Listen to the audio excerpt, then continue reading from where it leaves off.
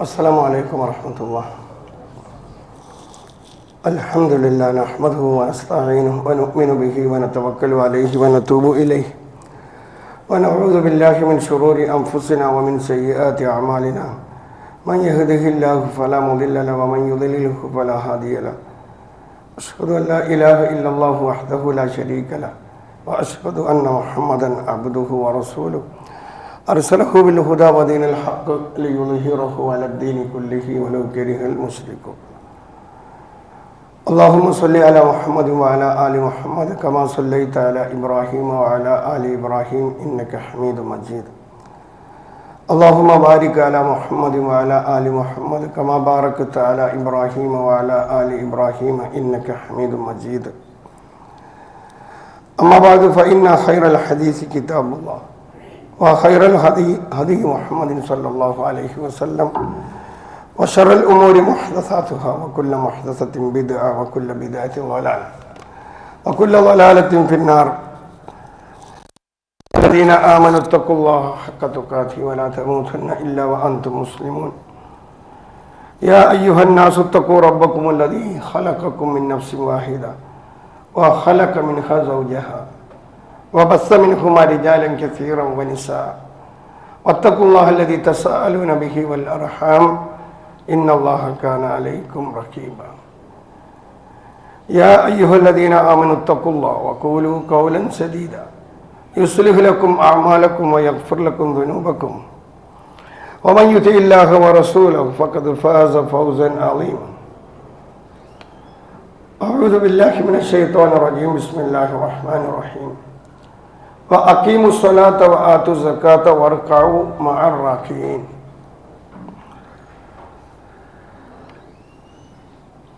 ഇസ്ലാം 5 സ്തംഭങ്ങളിൽ പടുത്തുയർത്തപ്പെട്ടിരിക്കുന്നു. ബുനിയൽ ഇസ്ലാമു അലാ ഖംസ്. അതിൽ മൂന്നാമത്തേതാണ് സക്കാത്ത്. ഫഇൻ താബു വഅഖാമു സ്വലാത വആതു സക്കാത ഫഇഖ്വാനുകും ഫിദ്ദീൻ. അവർ പശ്ചാത്തപിച്ച് മടങ്ങുകയും നമസ്കാരം നിലനിർത്തുകയും സക്കാത്ത് കൊടുക്കുകയും ചെയ്താൽ അവർ ദീനിൽ നിങ്ങളുടെ സഹോദരന്മാരാണ്. വമാ ഉമിറു ഇല്ലാ ലിയഅബ്ദുല്ലാഹ മുഖ്ലിസീന ലഹുദ്ദീന ഹുനഫാഅ വയുഖീമുസ് സ്വലാത്ത വയുഅത്തുസ് സക്കാത്ത്. അല്ലാഹുവിനെ ആരാധിക്കുവാനും നമസ്കാരം മുറ പോലെ നിർവഹിക്കുവാനും സക്കാത്ത് കൊടുക്കുവാനുമല്ലാതെ അവരോട് കൽപ്പിക്കപ്പെട്ടിട്ടില്ല. സഹോദരന്മാരെ, സഹോദരിമാരെ, റമദാൻ മാസത്തിലാണ് നമ്മളുള്ളത്. നമസ്കാരം പോലെ നിർബന്ധമാണ് സക്കാത്ത്. നമസ്കാരം ബുദ്ധിയും ഓർമ്മയുമുള്ള എല്ലാവർക്കും നിർബന്ധമാകുമ്പോൾ സക്കാത്ത് ധനികർക്ക് മാത്രമാണ് നിർബന്ധമാകുന്നത്. സക്കാത്ത് സെല്ല്, ബൈത്തുൽ മാല് പോലുള്ളതിന് സക്കാത്ത് ഇല്ല. ട്രസ്റ്റിന്റെ കീഴിലുള്ള ധനം. കാരണം അതൊന്നും ഒരു ഉടമസ്ഥതയിലുള്ളതല്ല. ഒരു കൂട്ടം അല്ലെങ്കിൽ ഒരു കമ്മിറ്റിയുടെ അല്ലെങ്കിൽ ഒരു ട്രസ്റ്റിന്റെ ഉടമസ്ഥതയിലാണ്. അതുകൊണ്ട് അതിന് സക്കാത്ത് ഇല്ല. എന്നാൽ വ്യക്തിയുടെ പൂർണ്ണമായ ഉടമസ്ഥതയിലുള്ളതിന് ഇസ്ലാം ഓരോന്നിനും സംഖ്യ ഇത്ര വന്നാൽ സക്കാത്ത് കൊടുക്കണമെന്ന് അളവ് നിശ്ചയിച്ചിട്ടുണ്ട്. അളവ് എത്തിയാൽ കൃഷി ഉൽപ്പന്നങ്ങളാകുമ്പോൾ കൊയ്തെടുക്കുമ്പോഴും മറ്റുള്ള വർഷം തികഞ്ഞാലും നിർബന്ധമായും കൊടുക്കേണ്ടതുണ്ട്. നമസ്കാരത്തോടൊപ്പം ഖുർആൻ പല സ്ഥലങ്ങളിൽ അഖീമുസ് സ്വലാത്ത വആത്തുസ് സക്കാത്ത്, അതിൽ നിന്ന് തന്നെ സക്കാത്ത് കൊടുക്കണമെന്ന് നമുക്ക് അറിയാവുന്നതാണ്. സക്കാത്ത് കൊടുക്കാത്ത സ്വഭാവം മുസ്ലിങ്ങൾക്ക് ഉണ്ടാവില്ല എന്നാണ്. വൈലുലിൽ മുശ്രിക്കീൻ അല്ലദീന ലാ യൂതൂന സക്കാത്ത്. മുശ്രിക്കുകൾക്ക് നാശം, അവർ സക്കാത്ത് കൊടുക്കൂല. അപ്പോൾ മുസ്ലിങ്ങൾ കൊടുക്കുന്നവരായിരിക്കും. നോമ്പും നമസ്കാരവും പോലെ സക്കാത്തും മുസ്ലിങ്ങൾക്ക് മുഹമ്മദ് നബിയുടെ ഉമ്മത്തിന് മാത്രമുള്ള ഒരു ആരാധനാകർമ്മമായിട്ടല്ല പരിശുദ്ധ ഖുർആനും തിരുസുന്നത്തും പരിചയപ്പെടുത്തുന്നത്. മുമ്പ് കഴിഞ്ഞു പോയ പ്രവാചകന്മാർക്കും അവരുടെ ഉമ്മത്തികൾക്കുമൊക്കെ സക്കാത്ത് ഉണ്ടായിരുന്നു എന്നാണ് ഖുർആൻ നമ്മോട് പറയുന്നത്.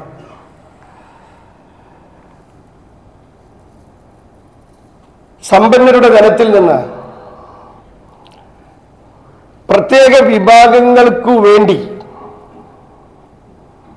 നീക്കി വെക്കപ്പെടേണ്ട പ്രത്യേക വിഹിതം എന്നതാണ് സക്കാത്ത് കൊണ്ട് ഉദ്ദേശിക്കുന്നത്. ഔസാനി ബിസ്വലാത്തി വസ്സക്കാത്തി മാദുംതു ഹയ്യ.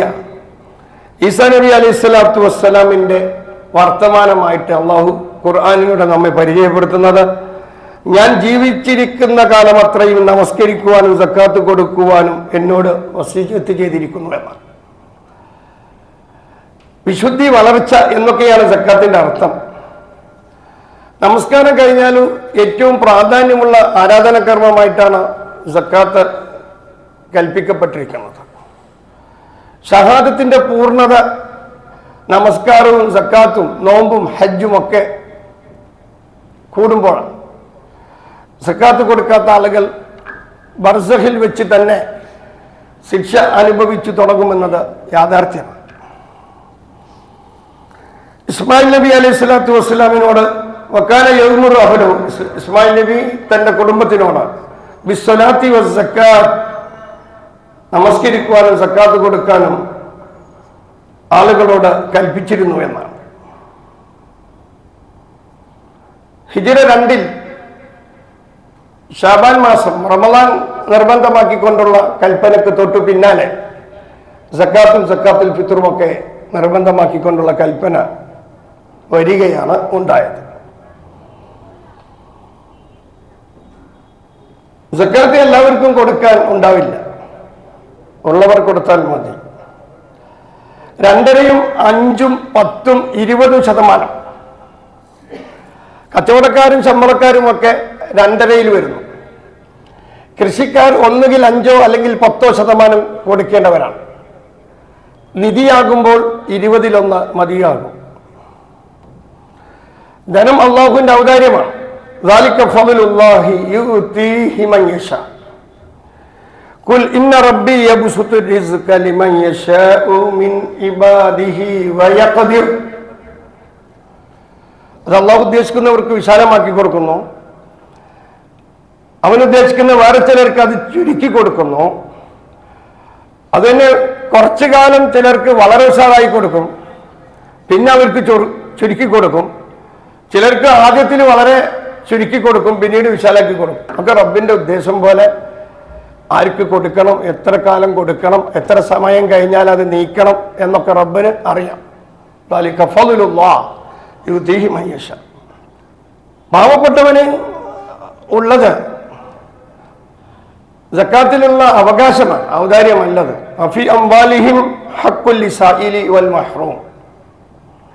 ധനാഢ്യരുടെ സ്വത്തിൽ പാവപ്പെട്ട ആളുകൾക്ക് ചോദിച്ചു വരുന്നവർക്ക് ഒരു വിഹിതം ഉണ്ടെന്നാണ് ആയത്ത് പറയുന്നത്. അപ്പൊ അത് അവകാശമാണ്, ധനാഢ്യനായ ആളുടെ ഔദാര്യമല്ല. ഖുർആനിൽ സക്കാത്ത് എന്നും സ്വതക്ക എന്നും 2 രീതിയിലും ഇതിന് പറഞ്ഞിട്ടുണ്ട്. സ്വതക്ക എന്നർത്ഥത്തിൽ 8 വിഭാഗങ്ങൾക്കാണ് സക്കാത്ത് കൊടുക്കേണ്ടത്. ആ ആയത്തിന്റെ തുടക്കത്തിൽ ഇന്നമ സ്വതക്കാത്ത് എന്നാണ്. അവിടെ സ്വതക്ക എന്നതുകൊണ്ട് ഉദ്ദേശിക്കുന്നത് സക്കാത്താണ്.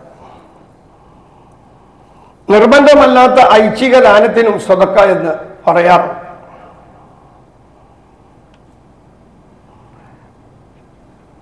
കുറ്റവാസനയും ലുബ്ദ് പിശുക്ക, സ്വാർത്ഥത തുടങ്ങിയവയിൽ നിന്ന് മനുഷ്യനെ സക്കാത്ത് സംസ്കരിക്കുന്നു ഒരു പരിധിവരെ. ഖുദ് മിൻ അംവാലിഹിം സദഖ തുതഹിറുഹും വതുസക്കീഹിം ബിഹാ. അവരിൽ നിന്ന് സക്കാത്ത് സ്വീകരിക്കുക, പിടിച്ചെടുക്കുക. അത് അവരെ ശുദ്ധീകരിക്കും, ധനാഢ്യന്റെ ധനത്തെ ശുദ്ധീകരിക്കും, അവനെ സംസ്കരിക്കുകയും ചെയ്യുമെന്ന് ഖുർആൻ ഈ വിഷയകമായി പറയുന്നു.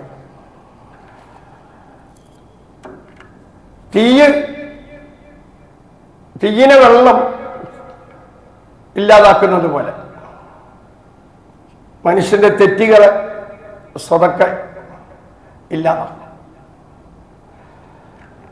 ദരിദ്രരുടെ പ്രയാസങ്ങൾ നീങ്ങിക്കിട്ടും. കടമുള്ളവൻ കടത്തിൽ നിന്ന് രക്ഷപ്പെടും. നിർബന്ധമായും ഇത് കൊടുക്കേണ്ടതുണ്ട്. ഇസ്ലാമിക ഭരണമുള്ളിടത്ത് കൊടുത്തിട്ടില്ലെങ്കിൽ പിടിച്ചെടുക്കാൻ ഭരണാധികാരിക്ക് അവകാശമുണ്ട്.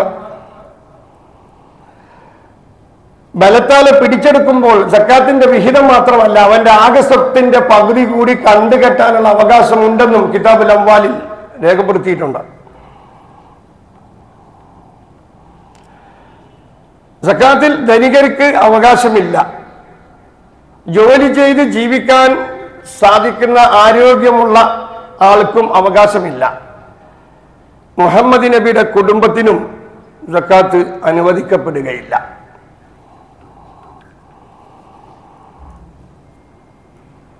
സക്കാത്ത് കൊടുക്കാതിരുന്നാൽ പരീക്ഷണങ്ങൾ വർദ്ധിക്കും, മഴ നിന്നു പോകും, ക്ഷാമം കൂടും, സ്വത്ത് അശുദ്ധി കലർന്നതാണ്. ശുദ്ധീകരിക്കപ്പെടാത്ത പാവപ്പെട്ടവരുടെ അവകാശം കലർന്നിട്ടുള്ള അശുദ്ധിയുള്ള സ്വത്തായി മാറും. സ്വത്ത് അടിസ്ഥാനപരമായി നമ്മുടേതല്ല, അള്ളാഹുവിൻ്റെതാണ്. പരിശുദ്ധ ഖുർആൻ പല സ്ഥലത്തും പറഞ്ഞത് വമിമ്മാ റസഖ്നാഹും യുൻഫിഖൂൻ, നാം നൽകിയതിൽ നിന്ന് ചിലവഴിക്കുന്നവരായിരിക്കും അവർ. സ്വത്ത് അള്ളാഹുവിൻ്റെതാണ്. അള്ളാഹു നമുക്ക് കുറച്ച് കാലത്തേക്ക് തന്നതാണ്. അത് നമ്മുടെ പേരിൽ ആധാരത്തിലൂടെ രജിസ്റ്ററിലൂടെ നമ്മൾ ആക്കി വെച്ചതാണ്. ഒന്നുകിൽ നമ്മുടെ ജീവിത കാലഘട്ടത്തിൽ തന്നെ മറ്റുള്ളവർക്ക് വിറ്റോ അവകാശപ്പെടുത്തിയോ കൊടുത്തേക്കാം, അല്ലെങ്കിൽ മരണത്തോടു കൂടി നമ്മുടെ അവകാശം തീരും. കൈകൾ മുറുക്കി പിടിച്ചുകൊണ്ട് ഉമ്മയുടെ ഗർഭാശയത്തിൽ നിന്ന് വന്ന മനുഷ്യൻ പോകുമ്പോൾ ഒന്നും കൊണ്ടുപോവില്ല. നിവർത്തി പിടിച്ച് നിവർത്താൻ പറ്റാവുന്ന അത്തരം മയ്യത്ത് കുളിപ്പിക്കുന്നവർ നിവർത്തി കുളിപ്പിച്ച് ശരിപ്പെടുത്തിയിട്ടാണ് പോകാം.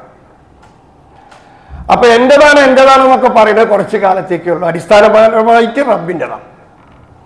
അതുകൊണ്ട് ഞാൻ നിങ്ങൾക്ക് തന്നിരിക്കുകയാണ്. റബ്ബ് പറയാം, നിങ്ങൾ കൊടുക്കുന്നുണ്ടോ ഇല്ലെന്ന് നോക്കുകയാണ്. അത് പിശുക്ക് കാണിക്കുന്നുണ്ടോ? 100 രൂപയ്ക്ക് 2.5 രൂപയാണ് ഈ കൊടുക്കാൻ പറയണത്.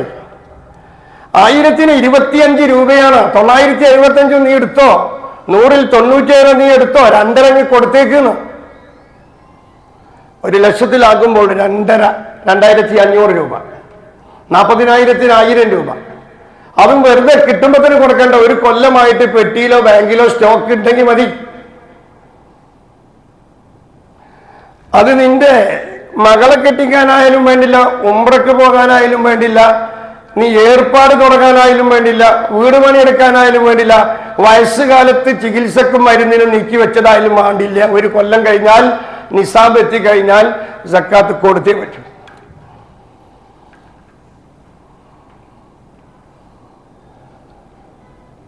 രണ്ടര ശതമാനം അത് വളരെ ചെറുതാണ്. അത് കൃത്യമായി തന്നെ കണക്കെടുക്കണം. മറ്റുള്ളതൊക്കെ പോലെയല്ല. നിയ്യത്തില്ലാതെ ഒരുത്തൻ നിസ്കരിച്ചാൽ അതിന് കൂലി കിട്ടൂല. ഇന്നമൽ അഅ്മാലു ബിന്നിയ്യാത്തി ലികുല്ലി ഇംറിഇൻ മാ നവ. ഉമർ റളിയല്ലാഹു അൻഹുവിൽ നിന്ന് ഇമാം ബുഖാരി റിപ്പോർട്ട് ചെയ്യുന്ന ആദ്യ ഹദീസ്. ഫർദ് നമസ്കാരത്തെയും സുന്നത്ത് നമസ്കാരത്തെയും വേർതിരിക്കുന്നത് നിയ്യത്താണ്. സുബൈന്റെ മുമ്പുള്ള 2 റക്അത്ത് സുബൈന്റെ മുമ്പുള്ള സുന്നത്താണെന്നും, സുബൈ ജമാഅത്തായിട്ടോ അല്ലാതെയോ നിർബന്ധ സുബഹി ആണ് 2 റക്അത്താണ് എന്നും മനസ്സിൽ കരുതിക്കൊണ്ടാണ്. സുന്നത്ത് വേറെ, ഫർദ് വേറെ. അതേപോലെ തന്നെയാണ് സക്കാത്ത് നിർബന്ധമാണ്. അത് നിർബന്ധമായി തന്നെ ആ മനസ്സോട് കൂടി തന്നെ ഇത് സക്കാത്തിൻ്റെതാണെന്ന് കണക്കാക്കിക്കൊണ്ട് തന്നെ വേർതിരിക്കണം. സദക്കയും സക്കാത്തും കൂടി കൂടിക്കലർത്തിയാൽ പറ്റില്ല. സദക്ക വേറെ, സക്കാത്ത് വേറെ. കൃത്യമായ നിയ്യത്തോടു കൂടി ആയിരിക്കണം. അതിന്റെ അളവ് എത്തിയാൽ മാത്രം മതി, ഇല്ലെങ്കിൽ വേണ്ടതില്ല. 40,000 രൂപ എന്ന് പറയുന്നത് 590 ഗ്രാം വെള്ളിയുടെ ഏകദേശ പൈസയാണ്. അങ്ങോട്ടും ഇങ്ങോട്ടൊക്കെ മാർക്കറ്റ് റേറ്റ് വ്യത്യാസമുണ്ടാകാം. 590 ഗ്രാം വെള്ളിയുടെ പൈസ. സ്വർണത്തിന്റെ ഹദീസുകൾ ബലഹീനമാണെന്ന് പണ്ഡിതർ. അതുകൊണ്ട് സ്വർണത്തിന് മാത്രം സ്വർണത്തിൻ്റെത്, മറ്റ് അടിസ്ഥാന കാര്യങ്ങൾക്കൊക്കെ വെള്ളിയുടേത് നിദാനമാക്കി. സ്വർണമാകുമ്പോൾ 10 പവൻ 85 ഗ്രാം വരെ, 84 ഗ്രാം വരെ കൊടുക്കണ്ട. 85 അതിന്റെ തോതിലെത്തി. പവനം 100 ഉണ്ടെങ്കിൽ 2.5 കൊടുക്കണം. 50 ആണെങ്കിൽ 1.25 പവൻ കൊടുക്കണം. 40 പവന് 1 പവനവും 20 പവന് അരപ്പവന 4 ഗ്രാമും കൊടുക്കണം. 15 പവനമുള്ളവർ 3 ഗ്രാം കൊടുക്കണം. ഒരു കൊല്ലമായി കയ്യിലുണ്ടെങ്കിൽ മാത്രം കൊടുത്താൽ മതി. കയ്യിലുണ്ടാവുക എന്ന് പറഞ്ഞാൽ ശരീരത്തിൽ അണിഞ്ഞാലും പെട്ടിയിൽ വെച്ച് പൂട്ടിയാലും ലോക്കറിലായാലും ശരി, വകുപ്പൊന്നാണ്. ഉപയോഗിക്കുന്ന ആഭരണങ്ങൾക്ക് സക്കാത്ത് ഉണ്ടോ ഇല്ലയോ? പണ്ഡിതന്മാർക്ക് പഴയ കാലഘട്ടം മുതൽ അഭിപ്രായ വ്യത്യാസം ഉണ്ട്. സൂക്ഷ്മതക്ക് നല്ലത് കൊടുക്കലാണ്. അങ്ങനെയാണ് നമുക്ക് മനസ്സിലാവുന്നത്. ശുദ്ധീകരിക്കാതെ കൊടുക്കാതെ വന്നാൽ ഒരു പക്ഷേ പരലോകത്തിൽ ശിക്ഷ അനുഭവിക്കേണ്ടി വന്നാലോ? അപ്പൊ കൊടുക്കലാണ് നല്ലത്. വല്ലദീന യക്നീസൂന ദഹബ വൽ ഫിദ്ദ ثم لا ينفقونها في سبيل الله فبشرهم بعذاب أليم. സൂറത്ത് തൗബയിൽ സ്വർണവും വെള്ളിയും സക്കാത്ത് കൊടുക്കാതെ കൂമ്പാരമാക്കി വെക്കുന്നവർക്ക് കനത്ത നരകശിക്ഷ അനുഭവിക്കാൻ അവർ പോകുന്നു എന്ന വിവരം അവരെ അറിയിക്കൂ നബി എന്നാണ്. അത് നരകത്തിലിട്ട് ചുട്ടുപഴുപ്പിച്ച് തകിടുകളാക്കി നെറ്റിയിലും വാരിയല്ലുകളിലും മുതുകിലുമൊക്കെ ചൂടുവെക്കുമെന്നും തുടർന്ന ആയത്തിലൂടെ അള്ളാഹു വിശദീകരിക്കും. സക്കാത്ത് നിർബന്ധമാണെന്നതിന് പണ്ഡിതന്മാർ തെളിവ് ധരിച്ചത്, മുഫസ്സിറുകൾ രേഖപ്പെടുത്തിയത് ഈ ആയത്തുകളാണ്. ഹദീസുകളിൽ സക്കാത്ത് കൊടുക്കാത്ത ധനം ഉഗ്ര വിഷമുള്ള പാമ്പായി മാറുകയും അത് അവന്റെ കഴുത്തിൽ ചുറ്റിപ്പിണഞ്ഞ് അവന്റെ മുഖത്ത് അന കൻസുഖ് അന മാലുഖ്, നീ സക്കാത്ത് കൊടുക്കാത്ത നിന്റെ ധനമാണ് ഞാനെന്ന് പറഞ്ഞുകൊണ്ട് ഉപദ്രവിക്കുമെന്നും ഹദീസുകളിൽ നമുക്ക് കാണാനോ. കന്നുകാലികൾക്ക് നമ്മുടെ നാട്ടിൽ സക്കാത്തിന്റെ പ്രശ്നം ഏറെക്കുറെ വരുന്നില്ല. കാരണം അങ്ങനെ വളർത്തുന്ന സമ്പ്രദായമില്ല. ഉണ്ടെങ്കിൽ അതിന് കൊടുക്കണമെന്നാണ്. 5 ഒട്ടകത്തിന് 30, പശുവിന് 40 ആടിന്, ഇങ്ങനെ അതിന്റെ തോതുകളുണ്ട്. അത് കൊടുക്കാതെ വന്നാൽ പരലോകത്ത് ഈ കൊടുക്കാത്ത മൃഗത്തിന് വലിയ കൊമ്പുകളും വലിയ ശരീരവും വലിയ കുളമ്പുകളും അള്ളാഹു നൽകിയിട്ട് ഇവനെ ചവിട്ടിക്കൊണ്ടിരിക്കുന്ന അവസ്ഥയിൽ അവന്റെ ബർസഖില് ആ അദാബ് അനുഭവിക്കേണ്ടി വരുമെന്നും നബി തിരുമേനി കൂട്ടിച്ചേർക്കുകയുണ്ടായി. അപ്പൊ കൊടുക്കലാണ് നല്ലത്. ധനം നൽകിയവരെ സംബന്ധിച്ച് പാവപ്പെട്ടവർ ഓൻ അള്ളാന്റെ അനുഗ്രഹം കിട്ടി എന്നതുകൊണ്ട് ഓൻ അള്ളാഹു തൃപ്തിപ്പെട്ട വഴിയിലാണ് നീങ്ങുന്നതെന്ന് വിചാരിക്കേണ്ടതില്ല. അത് പരലോകത്തിൽ നമ്മളെ അറിയും. കൊടുക്കാനുള്ള ബാധ്യതകൾ കൃത്യമായി തീർക്കുന്നുണ്ടോ, ഈ പണം കൊടുത്തിട്ട് ഇത് കിട്ടിയ വ്യക്തി എന്ത് ചെയ്യുന്നു എന്നൊക്കെ അള്ളാഹു പരീക്ഷിക്കുകയാണ്. ധനം നൽകിക്കൊണ്ട് ധനമില്ലാതെ, ആരോഗ്യം നൽകിക്കൊണ്ട് ആരോഗ്യമില്ലാതെ, ഇങ്ങനെ പരീക്ഷണങ്ങൾ പല നിലക്ക് വരുമെന്ന് വിശുദ്ധ ഖുർആൻ. പണം നൽകിയത് ഓനെ ഏറെ ഇഷ്ടപ്പെട്ടതുകൊണ്ടൊന്നല്ല, പണമില്ലാത്തവനെ അള്ളാഹു ഏറെ വെറുത്തതുകൊണ്ടല്ല. അങ്ങനെ ധരിക്കണ്ട. പണമുള്ളവന്റെ വിചാരണ പാവപ്പെട്ടവന്റേതിനേക്കാൾ എത്രയോ കഠിനമാണ്. സിറാത്ത് പാലം കടന്നു കിട്ടാതെ സ്വർഗം കിട്ടുമെന്ന് ഉറപ്പിക്കാനാവില്ല. ബാധ്യതകൾ തീർക്കാതെ സിറാത്ത് പാലം കടക്കാനാവില്ല. ബാധ്യതയുള്ളവന് പരലോക ബാധ്യത കൂടും. ധനമുള്ളവൻ ആ ധനത്തിന്റെ കണക്കനുസരിച്ച് ഉടുപടയില്ലാതെ, ഉടുപടയില്ലാതെ, നൂൽബന്ധമില്ലാതെ ഹാജരാക്കപ്പെടും. ഒറ്റക്കൊറ്റക്ക് വലക്കത് ജീത്തുമൂന ഫുറാദ കമാ ഖലഖനാകും അവ്വല മറ. കൂട്ടത്തോടെ ആണെങ്കിൽ ആരുടെയെങ്കിലൊക്കെ മറവിൽ നിൽക്കാൻ നടക്കൂല. കോടിക്കണക്കിന് കണ്ണുകൾ കാണുന്ന രീതിയിൽ പരസ്യമായ വിചാരണക്ക് ഹാജരാക്കപ്പെടും. പക്ഷെ അവിടുത്തെ ഭാഗത്ത് ശ്രദ്ധിക്കുന്ന സമയമല്ലല്ലോ അത്. അവിടെ കൃത്യമായ കണക്ക് എവിടെ നിന്ന് കിട്ടി, എവിടെ ചെലവഴിച്ചു എന്ന് ബോധ്യപ്പെടുത്താതെ നീങ്ങാൻ അയക്കുകയില്ല. അപ്പൊ അവിടെയൊക്കെ സുഖം കിട്ടാൻ, ഹൈസ്പീഡിൽ കടന്നു പോകാൻ നല്ലത് കൊടുക്കണം. ഫറദിന് പുറമെ സുന്നത്തുകൾ കൃത്യമായി എടുക്കുന്ന ആളുകൾ കൃത്യമായിട്ട് സക്കാത്ത് പലപ്പോഴും നോക്കാറില്ല. കുറെ ആൾ കൊടുക്കും, അതിൽ പൊട്ടിട്ടുണ്ടാവുന്ന കൂട്ടുക, ഇരുന്ന് കൂട്ടണം. എത്രയുണ്ടോ വളരെ കറക്റ്റായിട്ട് കൃത്യമായി കൊടുത്തിരിക്കണം. നിർബന്ധമായതാണ് കൊടുത്തേ പറ്റൂ, ഇല്ലെങ്കിൽ സ്വിച്ച് ഉറപ്പാക്കും.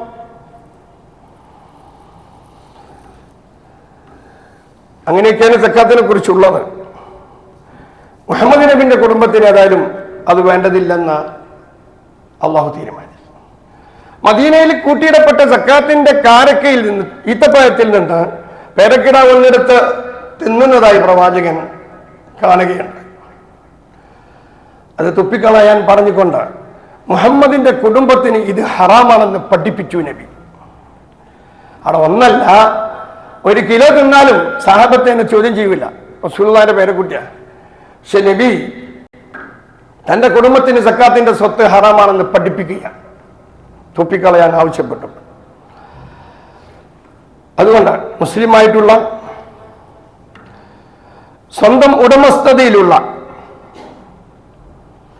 നിശ്ചിത പരിധി അഥവാ നിസാബ് എത്തിക്കഴിഞ്ഞാൽ വർഷം തികയുന്നതോടുകൂടി സക്കാത്ത് കൊടുക്കൽ നിർബന്ധമാണ്. അത്യാവശ്യങ്ങൾ കഴിച്ച് ബാക്കിയുള്ളതുണ്ട് കൊടുത്താൽ മതി. തീറ്റയിലും കുടിയിലും വസ്ത്രധാരണയിലൊക്കെ ലിമിറ്റ് വേണം. കുലു വഷ്റബു വല തുസ്രിഫു. സക്കാത്തിൽ നിന്ന് രക്ഷപ്പെടാനാണ് എങ്കിൽ അത് അള്ളാഹുവിന് അറിയും, രക്ഷപ്പെടൂല. കൈകാലുകൾ സംസാരിക്കുകയും ശരീരത്തിൽ അവയവങ്ങൾ അങ്ങോട്ടും ഇങ്ങോട്ടും സാക്ഷി പറയുകയും ചെയ്യുന്നൊരു ഘട്ടം വരാനുണ്ടെന്ന് ഓർക്കണം. അതുകൊണ്ട് കൊടുത്തേക്കുക. കൃഷി ഉൽപ്പന്നങ്ങളാകുമ്പോൾ നാട്ടിലെ മുഖ്യ ആഹാരത്തിന്റെ വിലയാണ് നോക്കേണ്ടത്. 6 കിൻഡൽ അരിയായിട്ട് അത് 300 സോ ആണ്, 5 വസ്ത്രം. 6 കിൻഡൽ അരി, അതിന്റെ വില മാർക്കറ്റിൽ നിലവിലൊരു 40 രൂപ വെച്ച് കൂട്ടാം 1 കിലോ അരിക്ക്. അപ്പൊ 6 4 24, കണക്ക് എളുപ്പമാകാൻ 25,000 രൂപ. 25,000 രൂപയുടെ കൃഷി ഉൽപ്പന്നങ്ങൾ ഒരാൾക്ക് ഒരു വർഷത്തിൽ ഉണ്ടായാൽ കൊയ്തെടുക്കുന്ന സമയത്ത് തന്നെ കൊടുത്തേക്കണം. 25,000 രൂപയുടെ നേന്ത്രമാണ്. കപ്പ, ചേന, ചേമ്പ് തുടങ്ങി കുരുമുളക്, ചക്ക, മാങ്ങ, കശുവണ്ടി ഏതാവട്ടെ കൊടുത്തേക്കും. 25,000 രൂപയുടെ കൃഷി തനിക്ക് ലഭിക്കുന്നുവെങ്കിൽ അതിൻ്റെ താഴെയാണെങ്കിൽ കൊടുക്കേണ്ടതില്ല. കൊടുക്കേണ്ടത് എത്രയാണ്? ചെലവേറും കൃഷിക്ക്. ചക്ക പോലെയോ കശുവണ്ടിയെ പോലെയാണെങ്കിൽ 10-1 100 രൂപക്ക് 10 രൂപ കൊടുക്കണം. അതിന് ചെലവ് കുറവാണ്. ചെലവേറെ വരുന്ന കൃഷി ഉൽപ്പന്നങ്ങളാണെങ്കിൽ 100-ന് 5 രൂപ കണ്ടു കൊടുത്താൽ മതി, 5%. 1 ലക്ഷം രൂപ ഒരു കൃഷിക്കാരന് ചക്ക വിറ്റിട്ട് ലഭിച്ചു എന്ന് വിചാരിക്കുക, 10,000 രൂപ കൊടുക്കണം. നേന്ത്രക്കൊല വിറ്റിട്ടാണെന്ന് കിട്ടുക, 5,000 കൊടുത്താൽ മതി. ചെലവുകൾ വ്യത്യസ്തമാകുമ്പോൾ അതിനനുസരിച്ച് ഒന്നുകിൽ 5 അല്ലെങ്കിൽ 10. 2.5 കൃഷിക്കാരനില്ല. 2.5 കച്ചവടക്കാരൻ്റെതും ശമ്പളക്കാരൻ്റെതും ഒക്കെയാണ്. അത് വിറ്റ് കിട്ടിയ ലാഭം പ്ലസ് വിൽക്കാനുള്ള സാധനങ്ങളുടെ ന്യായ വില രണ്ടും കൂടി കൂട്ടിയിട്ട് അതിന്റെ 2.5, ലാഭത്തിന്റെ 2.5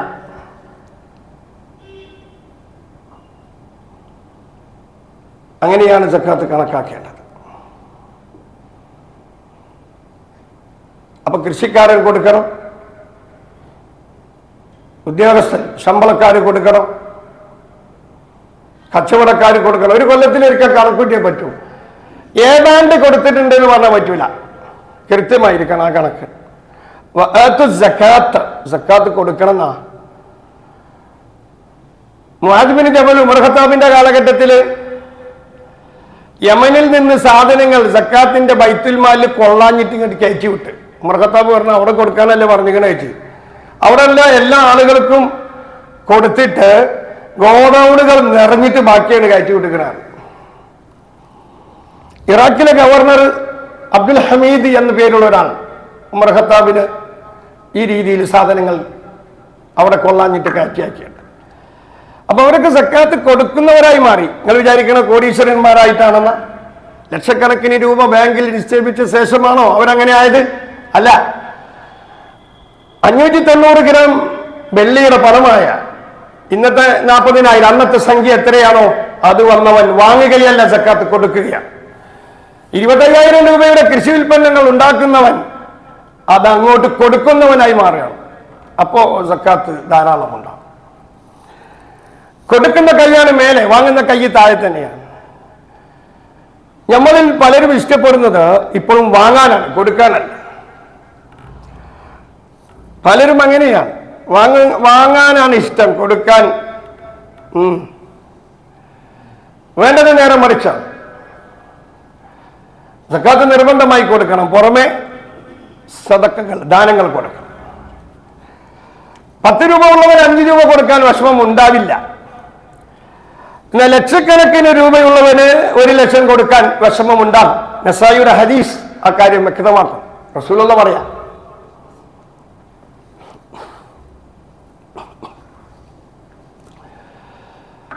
രണ്ട് ദിർഹം 1 ലക്ഷത്തിന് മറികടന്നു. അഥവാ 2 ദിർഹം ഉള്ള മനുഷ്യൻ 1 ലക്ഷം ദാനം കൊടുത്ത, 1 ലക്ഷം ദിർഹം ദാനം കൊടുത്തവനെ കൂലി കൊണ്ട് പരലോകത്ത് മുൻകടന്നു എന്ന്.